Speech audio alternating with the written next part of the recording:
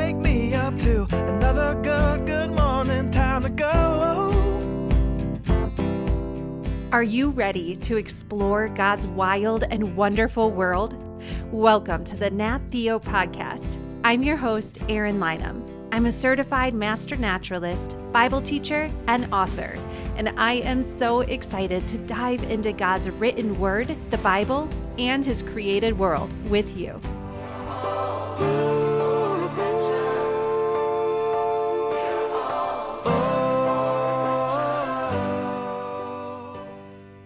Do you have a collection?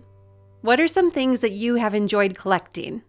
When I was a young girl, I loved collecting rocks. And now my own kids enjoy collecting rocks and fossils and gemstones.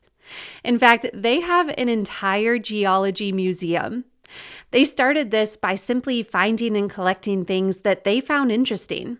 They discovered there were fossils right where we live in Colorado. They found clam fossils and even a full ammonite fossil, which was an amazing sea creature, similar to a nautilus, that is now extinct. He found it in the creek right in our neighborhood, down the street from our house. As my kids continued collecting rocks and fossils, they began displaying them around our home. But they couldn't keep these wonders to themselves. Several years ago, they decided to put their museum on display. They hand-wrote flyers and delivered them to all of our neighbors and also mailed them to friends. On the day of their museum, they moved all their displays out to our front yard, and dozens of people, adults and kids, came to see what they had found. After that, the museum became a traveling museum. Our kids displayed it at the local farmers market, and it spent an entire month on display at our local library. Collecting things in nature is wonderful. It's a great way to learn more about God's wild and wonderful world and to share those wonders with so many people. Before we meet today's guest and dive into nature museums, let's thank our sponsors who made this lesson possible, including CTC Math. God made math and used math to create so many wonderful things in nature. Our family uses CTC Math to help us discover and stand in awe of God's designs. Whether you're timing lightning, measuring insect wings, or exploring the patterns in seashells, math helps you make sense of God's amazing world. With CTC Math's fun, easy to understand, and quick online lessons, you can build math skills one step at a time that you can then use in science and nature study. Try CTC Math for free at ctcmath.com or at the link in our show notes. Are you searching for a science curriculum that excites both kids and parents? Apologia invites your children into the wonders of creation with options for every learning style. Your student can dive into creation at a pace that fits them best with Apologia's self-paced courses. Or engage with qualified expert teachers with Apologia's live courses that teach from a biblical worldview and make learning fun for students and easy for parents.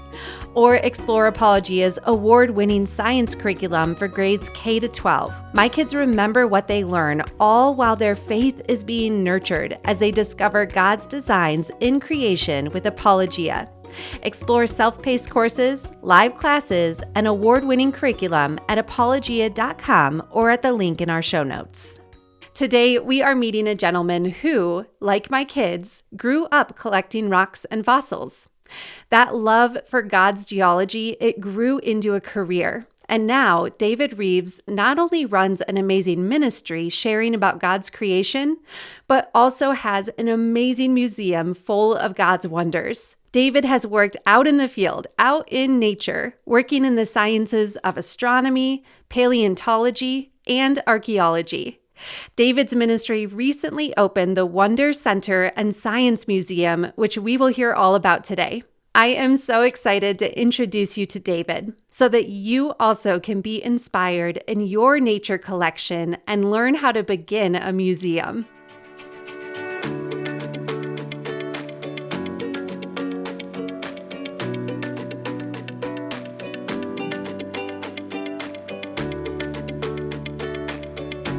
David, I am thrilled to welcome you to Nat Theo and share your story with our listeners. Thank you for joining us today.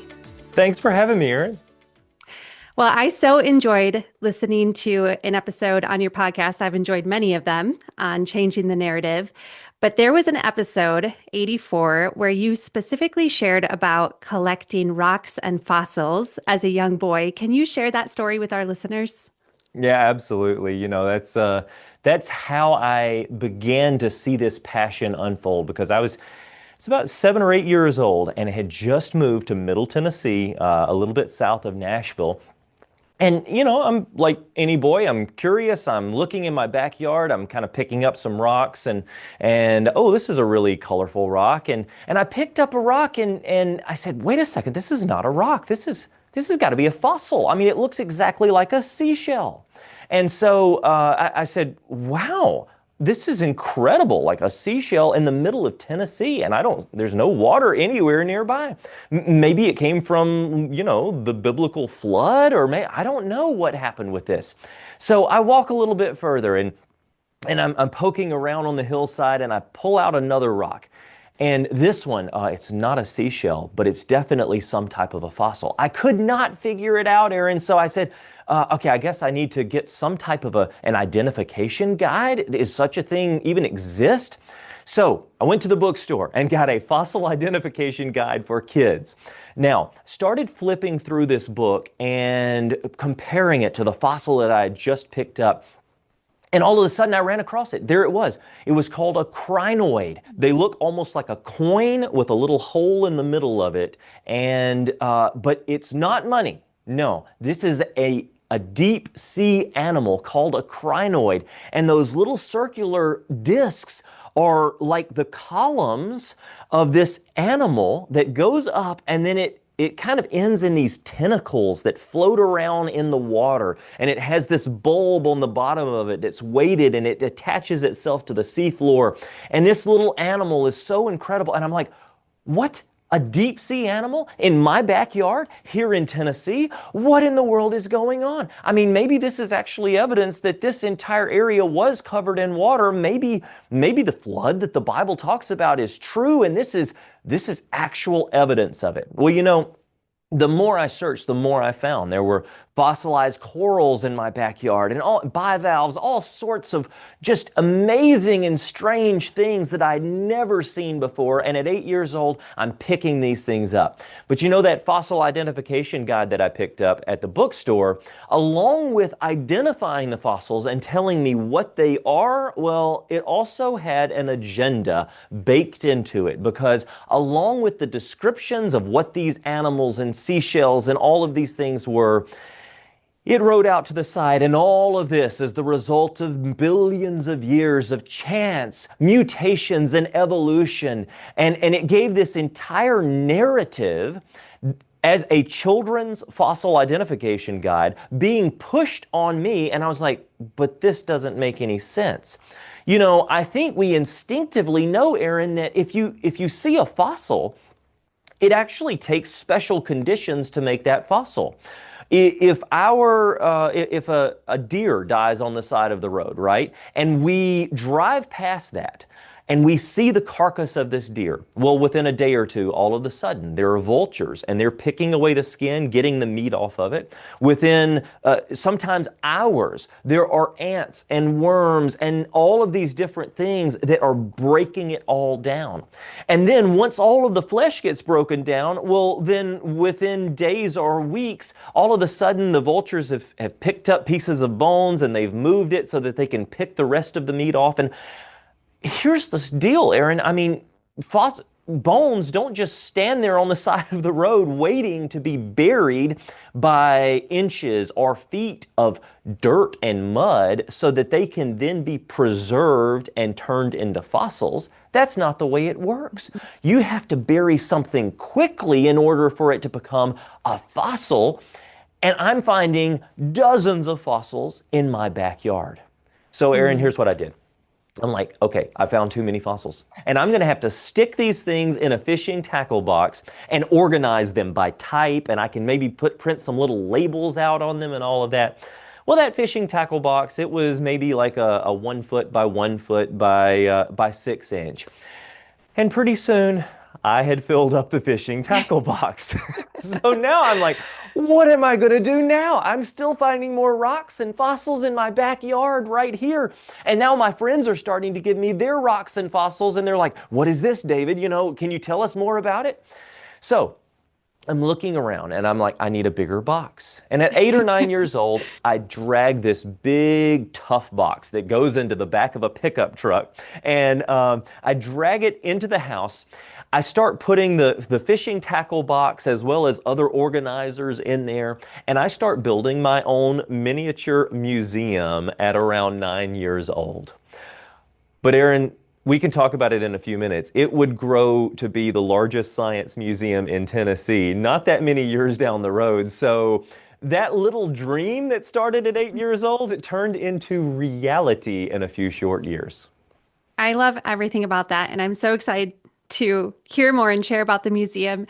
This is one reason I was so drawn to your story, because I've seen this same process with my own children. And we live in Colorado. And I remember a few years ago, they started digging up fossils, and they found bivalve fossils and coral fossils. And my son, who was 7 at the time, came home with a fully formed ammonite that he found in our neighborhood. And it piqued their curiosity, just like it did with yours, because God has tucked this curiosity inside of us. And I love that you didn't just accept every answer you were given.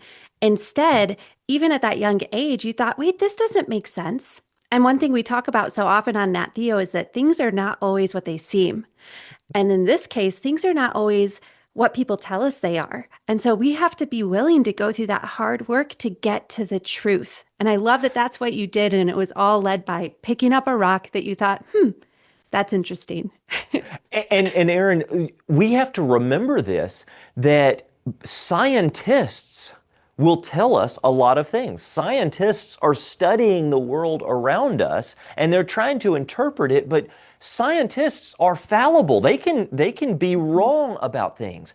Science, the word science comes from the word scientia, which means to have knowledge. So science is just to have knowledge of the world around us, nature, right? And so when we study the world around us, when we gain knowledge about a fossil or a plant or a butterfly or a bird or whatever it is, we're doing science. So it is possible for us as scientists, even if we're not trained, we're doing science every day. But scientists can get things wrong. Scientists, even who are writing books, can write things based on kind of an agenda of their worldview or their ideology or their way of thinking about things. Well, here's where it gets interesting, because every time scientists follow God's word of truth and they use that as their foundation and they say, well, if the Bible is really what it says to be, and that basically God downloaded the words into writers so that they would write down these things, the events of Noah's flood, or that how God created the universe, or that God loves us so much. He inspired people to write down those words, so therefore the Bible is super important, and we can use that as our framework to study science. And guess what, Aaron? We've never been disappointed by that. Those scientists have never been led astray or had to redo all of their science, because they started with the right foundation, God's word of truth. I love that. I love that so much. Well, can you share with us, David, when you were a young boy and finding all of these rocks and fossils, what are one or two, besides a crinoid, which I love that because we have crinoid fossils that we have found as well. Besides the crinoid, what is one or two of your favorite things that you discovered?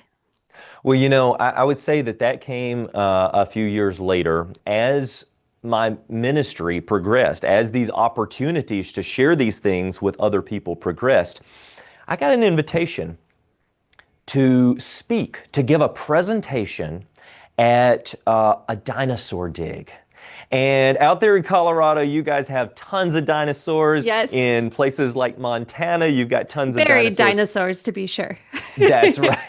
Yes. But I was invited to Kansas, to western Kansas. And they said, we've got tons of bones of giant creatures, sea creatures, all of these kind of things out here. And we would love for you, David, to come out and give a presentation. And you are welcome to go out into the field with us and look at what we're doing as we lead this dinosaur dig, as we lead this paleo dig. And so I said, oh, this is great. Absolutely, I would be delighted to do this.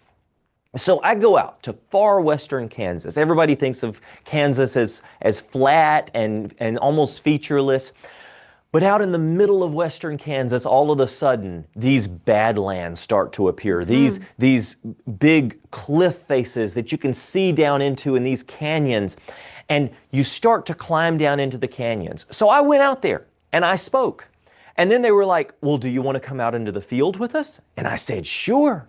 So as I'm walking across the fields of Kansas, I'm stepping on tiny bits and pieces of fossils. And I'm like, wait a second, this isn't rock. What is this? And I pick up a piece, and it's a piece of a clam. And I go a little bit further, and there's a shark's tooth. And then I go a little bit further, and then here's the vertebra, the backbone of a fish. Well, long story short, I was trained by some leading PhD scientists, some paleontologists who are famous, and all of these other people. They let me know how to dig up the bones of these things, what methods to use, how to identify each one of them. And then they were like, but David, now that you know, why don't you lead your own family paleo digs, dino digs, right? And I was like, well, could I do that? And they were like, sure, you can do that. We've taught you everything that we know. We've told you how to safely extract them, how to figure out what they are. Why don't you do this? So years ago, I began leading family paleo digs to western Kansas, taking up to 40 people out, all the way from, about 5 years old and up, and teaching them how to find the bones of these creatures. So you asked me what my favorite thing was? Well, I would have to say that I'm leading a dig. We're finding, like some of the children are finding the full backbones of 3-foot long fossilized ichthyodectiform fish. I mean, always big words, but these cool creatures. They're finding teeth off of scissor-tail Zephactinus, which are like giant 18-foot long fish with bulldog heads. They look so mean and menacing. And they're in the middle of Kansas. And then we're finding pieces of squids, the squid pens in the middle of Kansas. That's probably one of my favorite. But maybe by far my favorite was when we found the portion of a skull of a mosasaur. The giant tylosaurs are the big marine predator animals that grew up to 60 feet long. The ones that you see in all of these popular dinosaur movies that jump up and eat T-Rex, This thing is massive, and we're finding pieces of his skull. And I was like, wow. Even here in the middle of Kansas, we're finding pieces of 60-foot long ocean predators.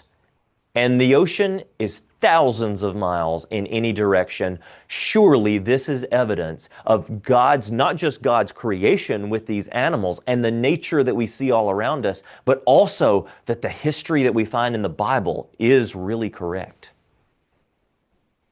That sounds like so much fun. First, like such a fun opportunity to just go and get to be a part of these digs and then to get to lead them. And it reminds me again of my own sons and their journey of finding fossils, because they, like you, started their own museum when they were very young.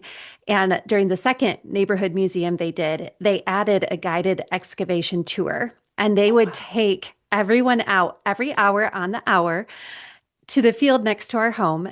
They're pulling this red wagon behind them with all these tools, and they would invite everyone to sit in the dirt and dig. And they found all kinds of clam fossils, bivalves. And it was so neat to watch, because it was children, but also their parents, and to see my kids inspiring this wonder to where adults were sitting in the dirt digging and so excited about what they were finding. Like when we get that opportunity to just invite others into that wonder, it's an amazing thing. It really is. David, I'm curious how your your pursuit of finding these fossils and these rocks and then later finding these bones, how has this really shaped your faith personally and just changed your understanding of who God is? Yeah. So Aaron, when I was young, I was raised in a Christian household. I believed what the Bible was telling me was correct. I accepted the Lord at 7 years old.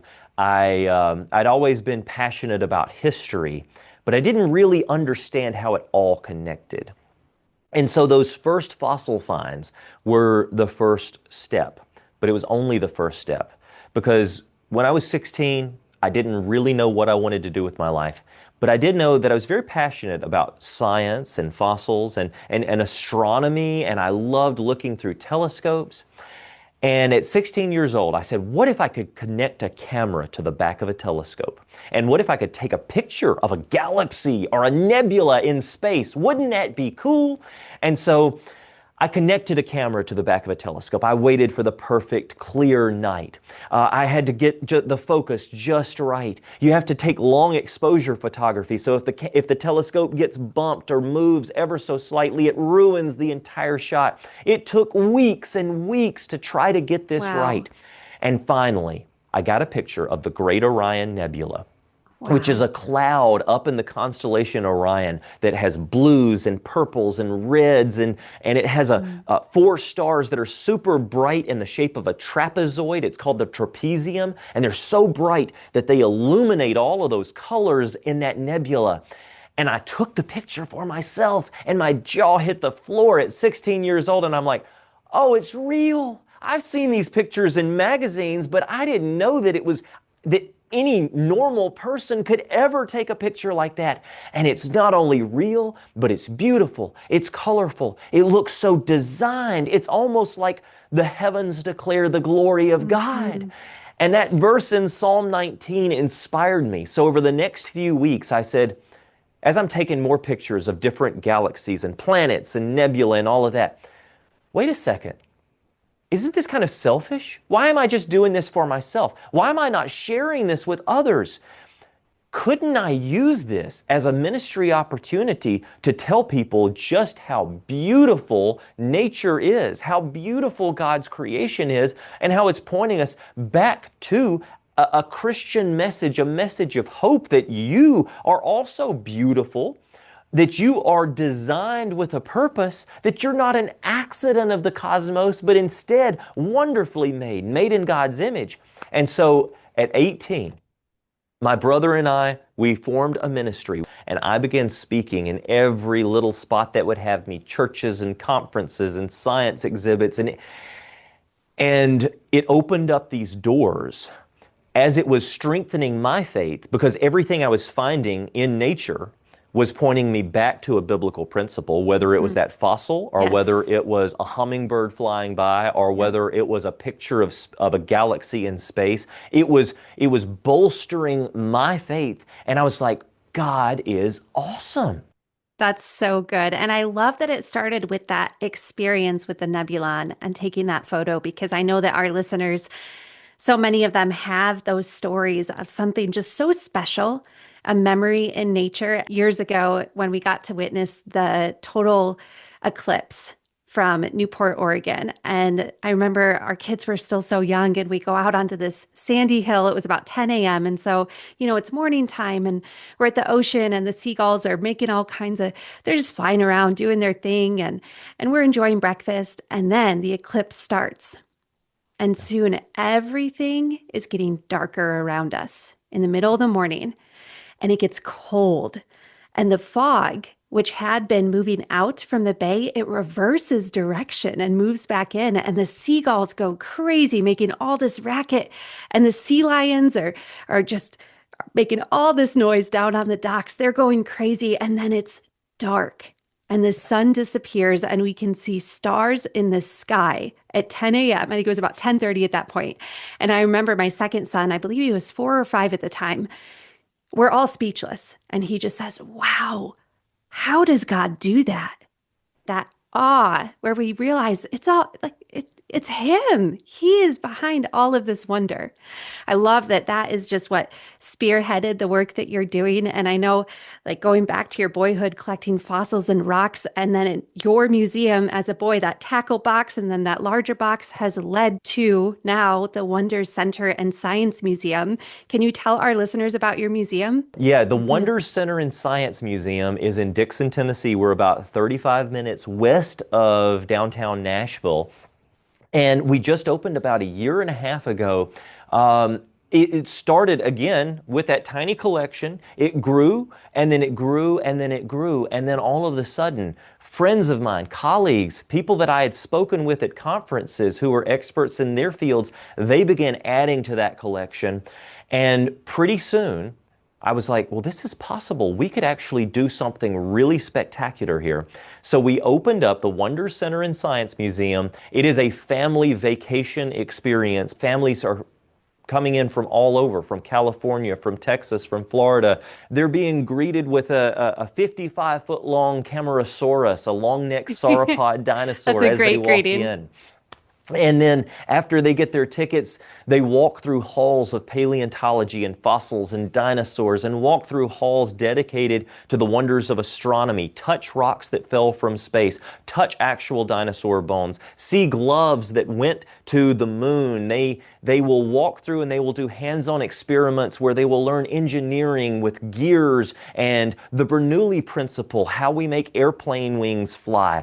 And then they're going to go race cars downhill. And then they're going to go in and watch a mini movie where me and my dog Topaz, I've got a blue heeler named Topaz, we learn of this fossil tree that was featured in National Geographic back in the 1970s and then lost to the public. Can we find this tree? And so we go on search through the woods and find these massive fossilized trees. You'll watch a 23-minute adventure movie there. And then you can go into the planetarium and see actually a 60-foot full dome. So you're leaning back in chairs with a movie screen all the way around you with 25 speakers, almost 8K resolution, one of the top 10 planetariums in the world, and you feel like you're literally flying past galaxies and flying through space. And then after that's over, you can experience our Tesla experience, where we put you in the middle of the room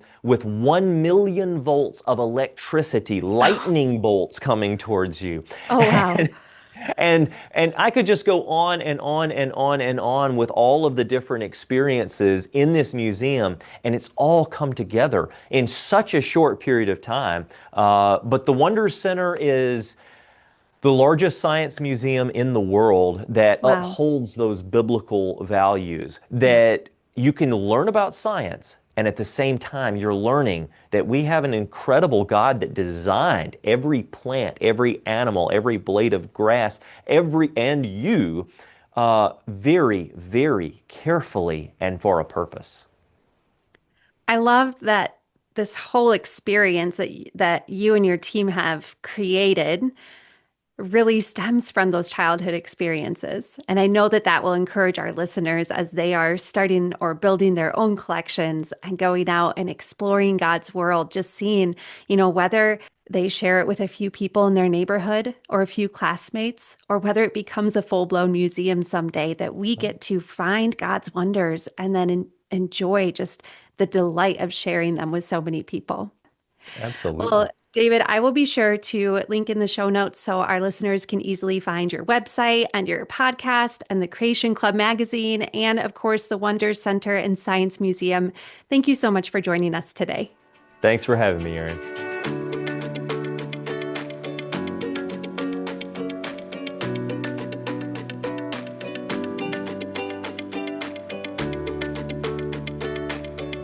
Listeners, I hope you were inspired by David's childhood adventures in rock collecting and how it led him to build an incredible museum where others can learn all about God's wild and wonderful world.